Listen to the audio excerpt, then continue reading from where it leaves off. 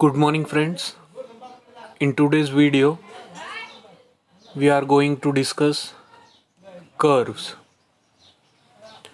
So curves म्हणजे तुम्ही सर्वांनी बघितलेलं असेल की ज्यावेळेस आपण रोडवरती ड्राईव्ह करतो व्हेकल ॲट दॅट टाईम ज्यावेळेस आपण स्ट्रेट रोडवरनं आपली जी डायरेक्शन आहे ती डायरेक्शन ज्यावेळेस आपण चेंज करतो तर त्यावेळेस रोडवरती तुम्हाला कर्व बघायला मिळतो. म्हणजे जो कर्व पोर्शन असेल रोडचा that is called as curve. तर हा कर्व आपण कशासाठी प्रोव्हाइड करतो? So the bend in the road to bring change in direction of regular movement of traffic is known as curve. जो बेंड प्रोव्हाइड केलेला आहे रोडमध्ये ट्रॅफिकची डायरेक्शन चेंज करण्यासाठी that is called as curve. बरोबर. आपण स्ट्रेट व्हेकल चालवतोय, straight vehicle चालवताना मध्येच एक टर्न येतोय and we change our direction. मग तेवढा जो पोर्शन आहे की जो पोर्शन आपल्याला आपल्या व्हेकलची डायरेक्शन चेंज करायला लावतोय that portion is called as curve. Okay. The geometrical arc provided at the change in alignment or gradient of road are known as curve. बरोबर. म्हणजे काय की जो आर्क आपल्याला एकतर अलाइनमेंट किंवा ग्रेडियंट, बरोबर, आपली जी रोडची अलाइनमेंट असणार आहे म्हणजे जसं आपला रोड आहे तर त्याची अलाइनमेंट आधी स्ट्रेट असणार आहे, समोर जाऊन ती परत लेफ्ट टर्न वगैरे घेते, बरोबर. लेफ्ट टर्न घेताना तिथे जो बेंड किंवा आर्क प्रोव्हाइड केलेला आहे दॅट इज कर्व. त्यानंतर ग्रेडियंट जे म्हटलेलं आहे त्यांनी की दोन पॉईंट्स असतील, सपोज जिथे व्हॅली असेल किंवा माउंटेन असेल तर तिथनं पण आपण काय करतो, आपला रोड वगैरे घेऊन जातो, बरोबर. We construct the road in hills or in valley also. Okay. तर मग तिथे जे आहे ग्रेडियंट चेंज होतो. मग at that time also we provide the curves, बरोबर. तर मग हा जो आर्क आहे, जो आर्क अलाइनमेंट किंवा ग्रेडियंट जिथे चेंज होतं आहे तर त्या ठिकाणी तुम्ही जो काय पोर्शन प्रोव्हाइड करता that portion is called as curve. It plays important role in design of road and railway alignment. सर्वात महत्त्वाचं आहे हा curve for the design of roads and railway alignment. It must be properly studied and designed so as to provide safety, comfort, and convenience at the time of driving the vehicle or railway on curve. आता हे जे कर्व्ज आहेत हे curves तुम्हाला properly त्याची study करून तुम्हाला ते हायवेमध्ये किंवा रोडमध्ये तुम्हाला प्रोव्हाइड करावं लागतात. If you are not knowing the importance and not designing the curve properly, at that time there may be more chances of accident, बरोबर. तिथे जर तुम्ही प्रॉपर प्लॅनिंग आणि प्रॉपर डिझायनिंग करून जर तुम्ही कर्व प्रोव्हाइड नाही केले तर मग तिथे ॲक्सिडेंटचे जे प्रमाण आहे ते ॲक्सिडेंटचं प्रमाण वाढेल, बरोबर. आणि तो जो रोड आहे तो रोड तुमच्या तिथे तुम्हाला लेस सेफ्टी वगैरे राहील. म्हणजे ज्यावेळेस तुम्ही व्हेकल वगैरे तिथनं चालवता तर त्यावेळेस तुम्हाला एक तर ॲक्सिडेंटचं किंवा गाडीवरनं पडण्याची जी काही भीती आहे ती तुम्हाला जास्त राहील. That road will not be safe for driving the vehicle. म्हणून तुम्हाला जे कर्व्ज आहेत त्याचं प्रॉपर स्टडी करून डिझाईन करूनच तुम्हाला ते रोडवरती प्रोव्हाइड करायचे. Than necessity of curve. कशासाठी आपल्याला रोड प्रोव्हाइड करायचे? सो फर्स्ट, एक ज्यावेळेस आपण रोड कन्स्ट्रक्ट करतो आणि त्या रोड कन्स्ट्रक्ट करताना तिथे खूप जास्त प्रमाणामध्ये जर कटिंग आणि फिलिंग असेल, so will the construction of road will be economical? No. तो जो रोड आहे तो त्या रोडचं कन्स्ट्रक्शन इकॉनॉमिकल राहणार नाही. मग त्या केसमध्ये cutting and filling can be prevented by providing the change in alignment by curve. मग आपण त्या केसमध्ये काय करू शकतो, आपली जी रोडची अलाइनमेंट आहे ती अलाइनमेंट आपण कर्व वगैरे यूज करून अलाइनमेंट चेंज करू शकतो. मग अलाइनमेंट जर आपण चेंज केली तर आपण या कटिंग अँड फिलिंग जो एरिया होता तर त्या एरियाच्या भरपूर दूर जाऊ आणि मग अशा एरियामधनं आपली अलाइनमेंट घेऊन जाऊ की जिथे कटिंग आणि फिलिंग कमी करावी लागेल, बरोबर. मग जिथे कटिंग आणि फिलिंग कमी करावी लागेल that road will be economical for construction. मग या केसमध्ये तुम्हाला कर्व प्रोव्हाइड करायचा आहे की जिथे खूप जास्त कटिंग आणि फिलिंग येते, बरोबर. Next, obstruction like natural or artificial which comes in the way of straight alignment.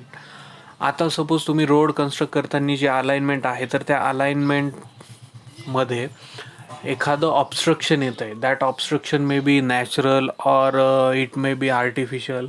म्हणजे एखादं तळं वगैरे आलं आहे, लेक वगैरे आलं आहे किंवा रिव्हर वगैरे जर आलेली असेल अँड तुम्हाला तिथे आता ब्रिज वगैरे जर बांधावं लागत असेल, पण त्यामध्ये दुसरं पण एक ऑप्शन आहे की तुम्ही कर वगैरे टाकून जर दुसरीकडनं रोड अलाइनमेंट घेऊन गेलात, so your cost of construction will be more, cost of construction will be less. मग या केसमध्ये तुम्ही तिथं ब्रिज प्रोव्हाइड करण्याऐवजी तुम्ही काय करणार, तुमच्या अलाइनमेंट कर्व वगैरे प्रोव्हाइड करून अलाइनमेंट चेंज करणार आणि तिथनं तुमची अलाइनमेंट घेऊन जाणार, सो दॅट तुम्हाला तिथे ब्रिजही कन्स्ट्रक्ट करावं लागणार नाही आणि तुमचं जे कन्स्ट्रक्शन कॉस्ट आहे ती पण काय होईल, कमी होईल. ओके, मग या केसमध्ये तुम्ही कर प्रोव्हाइड करू शकता. त्यानंतर in straight route gradients are made more comfortable and easy by providing diversions with the help of curve. बरोबर. मग जिथे ग्रेडियंट्स वगैरे चेंज होत आहे, म्हणजे व्हॅली असेल, हिल असेल, तर त्या केसमध्ये तुम्ही कर वगैरे प्रोव्हाइड करून तुमची जी जर्नी आहे ती सेफ आणि इझी बनवू शकता with the help of curve. त्याच्यानंतर in a straight alignment or in a straight route जर एखादी कॉस्टली जमीन वगैरे जर मध्ये येत असेल, so at that time you can change the alignment or route of the road by providing the curve so that the costly land is not disturbed. म्हणजे जी costly land तुमच्या रस्त्यामध्ये येत होती तर त्या लँडला तुम्हाला डिस्टर्ब न करता तुम्ही तुमचा रोड समोर घेऊन जाऊ शकता बाय प्रोव्हाइडिंग दी कर प्रोव्हाइड केल्याच्या नंतर तुम्ही ती जी कॉस्टली लँड आहे त्या कॉस्टली लँडच्या साईडनं तुम्ही तुमचा रोड घेऊन जाऊ शकता. Okay. Then road is made stable and safe side of the hill by changing the alignment. बरोबर. मग हिल वगैरे जिथे असेल तिथनं जर तुम्हाला रोड वगैरे घेऊन जायचा, so you can change the alignment by providing the curve and can take the road from the hill side. म्हणजे पूर्ण तुम्हाला हिलला डिस्टर्ब करण्याची गरज नाही, तुम्ही कर्व वगैरे प्रोव्हाइड करून हिलच्या साईडनं वगैरे पण तुमचा जो रोड अलाइनमेंट आहे ती अलाइनमेंट तुम्ही घेऊन जाऊ शकता. Okay, so this is necessity of curve. त्याच्यानंतर types of curve. There are various types of curve. First is horizontal curve and vertical curve. So in horizontal curve simple curve, compound curve, reverse curve and transition curve, एवढ्या प्रकारचे curves आहेत.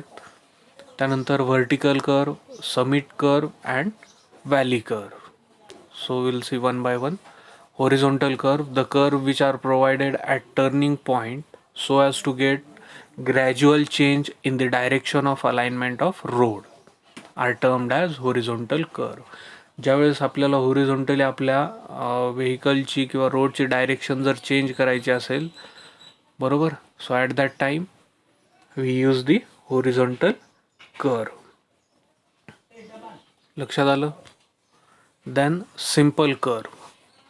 The curve consist of single arc of a circle of which two straight tangents further connects and bring about the deflection of the road through and deflection angle is called as simple curve. बरोबर. इथं तुम्हाला एक single curve दिसतोय and it is connected with two straight tangents. बरोबर आहे.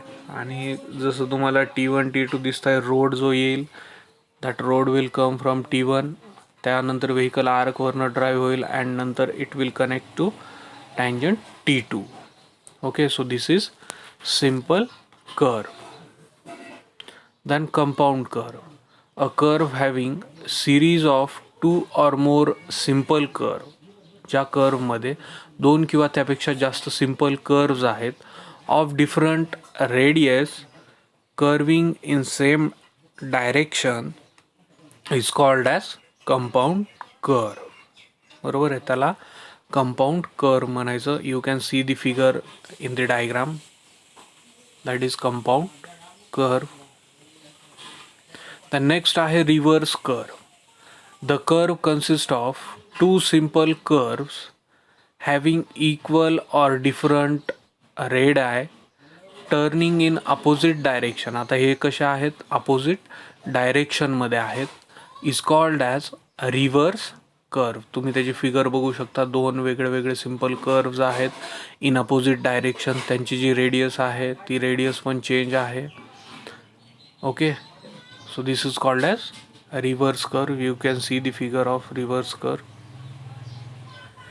Then transition curve, the curve in which radius varies gradually from infinity to finite value equal to that of circular curve to be connected and vice versa is termed as transition curve. Okay, so this is transition curve whose radius varies from infinity to a finite value. So that curve is called as transition curve. Then vertical curve, the curve which are provided in the alignment of road at change of gradient. जिथे gradient वगैरे change होईल, जसं आपण बघितलं होतं की व्हॅलीमध्ये किंवा हिलमध्ये तुम्हाला ज्यावेळेस रोड कन्स्ट्रक्ट करायचा असतो at that time you use the vertical curve. बरोबर, तर मग जिथे ग्रेडियंट चेंज होईल at that time we provide the curve. That curve is called as vertical curve. So in that first is summit curve, the curve having convexity upward. They are formed in one of the following ways. बरोबर, त्याची convexity जी आहे that is upward and they form in one of the following way. So first is rising gradient intersecting a falling gradient, rising gradient meeting another rising gradient, and rising gradient meeting at horizontal road. All these figures are shown. First is rising gradient, okay, meeting with falling gradient.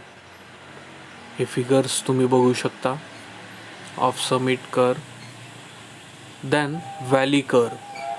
Valley curves are also called as sag curves with convexity downward are formed in one of the following way. First is falling gradient intersecting a rising gradient, falling gradient meeting another falling gradient, falling gradient meeting a horizontal road. You can also see the figures of valley curves. या प्रकारे असे curves आपल्याला provide करावं लागतात. ज्यावेळेस valley वगैरे असेल तिथं रोड आपल्याला कन्स्ट्रक्ट करायचा आहे at that time you can see the change in gradient. जिथे ग्रेडियंटमध्ये चेंज असेल so at that time we have to provide this valley curve for safe and comfort movement of the vehicle. Okay,